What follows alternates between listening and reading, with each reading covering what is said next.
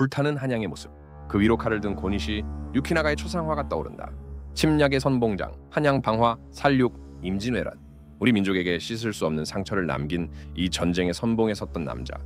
평양까지 파죽지세로 징역하며 조선을 멸망 직전까지 몰고 갔던 외장 고니시 유키나가. 고아원을 운영하고 병자를 돌보는 고니시의 모습이 나온다. 반전론자, 독실한 가톨릭 신자, 조선인 보호. 그런데 만약 이 침략의 원흉이 사실은 누구보다 전쟁을 반대했고 조선인을 구하려 했으며 심지어 이순신 장군을 도우려 했다면 믿으시겠습니까?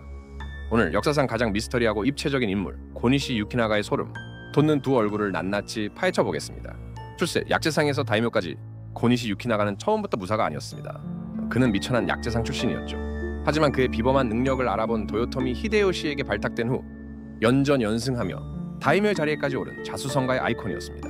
독실한 가톨릭 신자이기도 했던 그는 일본 최초로 병자와 고아들을 위한 요양원과 고아원을 운영할 만큼 인간적인 면모도 가지고 있었습니다. 그런 그가 왜 임진왜란의 선봉에 서게 된 걸까요? 뒤에 모순, 반전주의자, 그러나 최강의 선봉자 고니시의 삶은 모순 그 자체였습니다. 그는 임진왜란을 철저하게 반대했습니다. 전쟁을 막기 위해 외교 문서를 위조하는 위험천만한 시도까지 할 정도였죠. 하지만 막상 전쟁이 시작되자 그는 누구보다 적극적으로 싸웠습니다.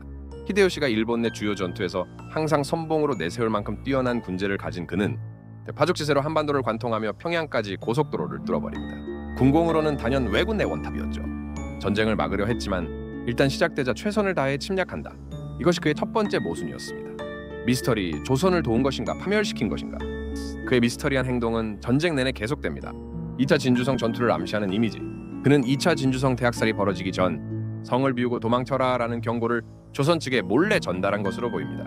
조선인 고아와 포로들을 딸처럼 아끼며 돌봤다는 기록도 있죠. 하지만 가장 소름 돋는 사건은 바로 이순신 장군 파직 사건입니다. 그는 자신의 정적인 가토 기요마사를 제거하기 위해 가토가 바다를 건너올 테니 수장시켜라 라는 정보를 조선 수군에 흘립니다. 하지만 이순신 장군은 이것이 함정일 수 있다고 판단해 움직이지 않았죠. 근데 결과적으로 어떻게 됐을까요? 이순신은 명령불복종으로 파직당하고 그 자리를 대신한 원균이 칠천량에서 조선 수군을 몰살시켜버립니다. 고니시의 진짜 의도가 무엇이었든 그의 정보 하나가 결과적으로 이순신을 파멸시키고 조선 수군을 전멸시키는 최악의 나비 효과를 불러온 셈입니다. 의리의 사나이, 협상의 달인. 그는 협상과 매수의 달인이었습니다. 평양성에서 명나라군에 밀려 후퇴할 때도 배후 협상을 통해 질서정연하게 탈출에 성공합니다. 노량해전의 포위망 속에서도 명나라 장수를 매수해 자기 혼자만 쏙 빠져나왔죠. 이렇게 철저히 실리를 따지던 그가 일본으로 돌아가서는 왜 그랬을까요? 그는 패배가 뻔히 보이는 서군의 의리 하나만으로 가담합니다. 그리고 전투에서 패배한 뒤 가톨릭 신자로서 할복은 할 수 없다며 당당히 참수를 당합니다. 이는 서군 최고 지도부급을 제외하면 매우 이례적인 죽음으로 사실상 죽은 도요토미 히데요시를 향한 마지막 충절을 지킨 셈입니다.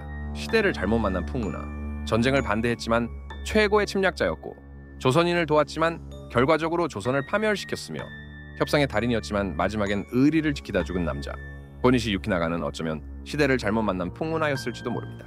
전국시대라는 혼란 속에서 살아남기 위해 때로는 악마가 때로는 성자가 되어야 했던 그의 모습은 전쟁이 한 인간을 얼마나 복잡하고 모순적인 존재로 만드는지를 보여주는 가장 극적인 사례일 것입니다.